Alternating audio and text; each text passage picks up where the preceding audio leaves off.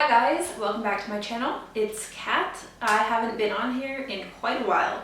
So, as you know, the entire world is kind of up in flames and shit has hit the fan. And in my case, our landlord asked us to move out so that he could move his son back into his rental apartment.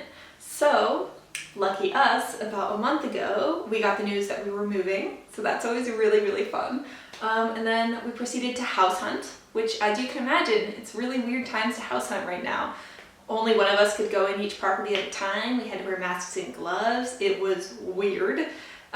We found a new house. Then we had to pack our old house, move an hour away, and then unpack and set up internet and all that good stuff. So it was stressful. As far as books go, I'm going to do my March wrap-up part 2, which has 5 books, and then the one lone book that I read in April. And then I will be all caught up. I'm just kind of trying to steer the train wreck that was the last few weeks back in the right direction. Let's just say it like that. So without further ado, I'm going to go ahead and talk about the books that I read. The first book I want to talk about that I read in the second half of March is Under the Rainbow by Celia Laskey. This is about a small town which is voted the #1 most homophobic town in America. So in response, kind of a queer initiative is sent into the town to live there for a year and work with the residents and see if they can kind of bring about some understanding of the queer experience and kind of help the town out of their kind of small-minded, small-town ways. So I was really excited to get to this, and I ended up giving this 3 stars because actually it was just horribly depressing. So each chapter follows a different person, so each chapter is kind of a vignette and in the year of this queer initiative's life. So not only are you seeing stories from people within the initiative, but also from the townspeople. And I'm not sure anything was gained throughout this. So I remember finishing this and being like, I don't know if the takeaway message was what they intended, because the takeaway message I had was that it was horribly depressing and almost no one learned anything. Don't really recommend, and it's okay. So the next one that I finished was Darling Rose Gold by Stephanie Wrobel, also known as The Recovery of Rose Gold in the UK and Australia. So this one came into the library and then the libraries shut down, so then I actually went ahead and read it as an ebook. So this one I was super excited about because it's kind of like an evil child, evil mother thing. You find out that Rose Gold's mother has been in prison for quite a while. She was basically poisoning Rose Gold in her childhood. So then when the mother is due to get out of prison, she asks if she can move back in with Rose Gold, and everyone in Rose Gold's life is like, no, don't do it, it's dangerous, she wants to hurt you. And then Rose Gold is like, no, I got this. I've had plans all along. There's definitely a cat and mouse game where both are the cat and both are the mouse in different situations. But I don't know, it was a little underwhelming because I thought it was going to be like Baby Teeth or we need to talk about Kevin, some really dark evil child stuff, and it was, but then also I guessed what was going to happen. So I think that maybe, I don't know, if you're not good at guessing plot twists, then this would be really good for you and you'd probably be like, oh my god, that was so amazing. But I guessed it from a third of the way through, so I think it didn't have as much impact as I wanted it to have. And I ended up giving it just 4 stars. So while it is a good evil child book, it's not my all-time new fave. I thought it was going to be this was the creme de la creme, one of my top books I wanted to read this year. So 4 is not bad, but it's also not god tier. You know what I mean? So the next one I read after that is Sadie by Courtney Summers, and this one I gave 4.5 stars. So actually when I finished it, I was like, it was okay. I gave it 4 stars. But then the next day or the day after, the ending hit me again, and I was like, damn, I'm still thinking about that ending. And I was talking to my husband about it because he's read it, and he was like, yeah, the ending was so good. It was such a good ending. It was perfect. So I actually elevated it up to 4.5 because it's just one of those books that stay with you. So we are following actually a girl named Sadie, as you could guess, and she is going after who she believes killed her little sister. And she will stop at nothing to find this person and get revenge. And this was both satisfying and heartbreaking at the same time.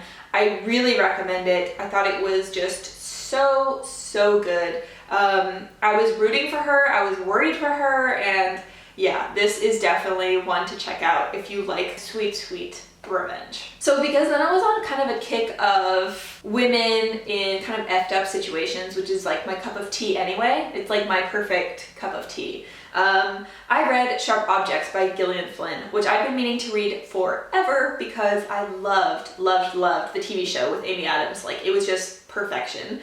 Also, one of the main characters has trick, which is the disorder that I have, so I really wanted to read it, and that's what these tabs are for, because I'm going to do like a special review of it on my trick channel for mental health. But anywho, I ended up giving this 4.25 stars. I really regret not reading this before watching the series because I knew all of the plot twists, and it's so sad because I love to try and guess the twists, but if I've seen the movie, I don't get that chance. Do you know what I mean? Because I already know them. But as always, Gillian Flynn is an amazing writer, and this is super dark and edgy. I will say, however, trigger warnings for like child abuse and especially cutting and self-harm. I am squeamish, surprisingly. So the scenes where she's cutting, I was just kind of a little nauseous, and I had to kind of just keep going and be like, okay, okay, that's okay, we're doing it again. So yeah, it was a bit touch and go there, but this one was really good. I love Gillian Flynn. I liked this one more than I liked her other one, which was Dark Places, I think. Yeah, so definitely recommend. So the last book that I read in March is The Girl in Red by Christina Henry. This is a Little Red Riding Hood retelling in kind of a post-apocalyptic world where Red is walking through this landscape where everyone has been killed by what's known as the crisis, which is like an airborne virus. So timing. And she carries an axe with her, and she only has like one leg, and she has some chronic pain, and there was a lot of good rep here. She's also bisexual, I believe that's mentioned at one point, although romance plays zero part of this story. She is trying to make her way to grandmother's house, which she thinks still might be a safe place. And it's all about her journey through the woods, through the wilderness, and through these different towns where things are happening. So this definitely has a lot of gore, a lot of body horror. I definitely will say that it felt a little stretched out.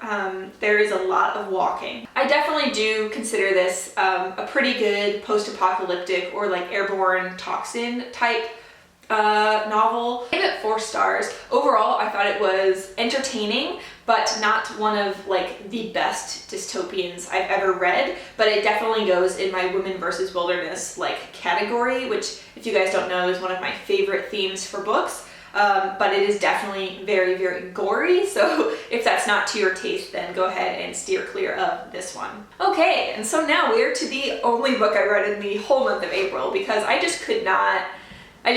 So I unfortunately chose a book which put me into a gigantic slump. And this is Hurricane Season by Fernanda Melchor, translated from the Spanish by Sophie Hughes. Wow, this book. I wish I could have my time back that I spent reading this book, because not only was it a slog, depressing as hell, but also like, why did I think that I was going to enjoy this? Like, why? I wish I could go back and like slap myself in the library. Like, you do not need this, stop. Basically, these children who are playing in a canal discover a decomposing corpse, and it turns out that it is the witch, basically a person in the town that people go to for medical remedies. The different vignettes you get tell a different story about the witch and also about the inhabitants of the town. And this just is super depressing. It talks about sex trafficking, sexual diseases, murder, suicide, did I already say drug use, violence, transphobia. I honestly hated it. I gave it 3 stars at the time, apparently, but I think I would put it down to a 2 because the taste that's left in my mouth after a month is just no. And also, the writing style was very hard to get into because you don't know who chapter you're in until you're quite a significant ways in, and then you have to think of who the character is based on who they're talking about, like who they're not. So it was basically like Guess Who, but super depressing, and no, I don't recommend it. So far in May, I've actually been reading pretty well. I've got back on the reading train. I'm also buddy reading with Jordan, which is like, thank God, because I've just been like a hermit in my house, not reading anything. So I'm glad to be taken out of the abyss and back into the reading world. And yeah, thank you guys so much for sticking around. I'm sorry that I was absent, but you know, moving sucks and we all hate it. And yeah, I hope that you like this video, and I will chat to you guys in another video soon. Let me know if you're planning to read any of these books, if you like them, if you didn't like them, let me know. And I will chat to you later. Bye!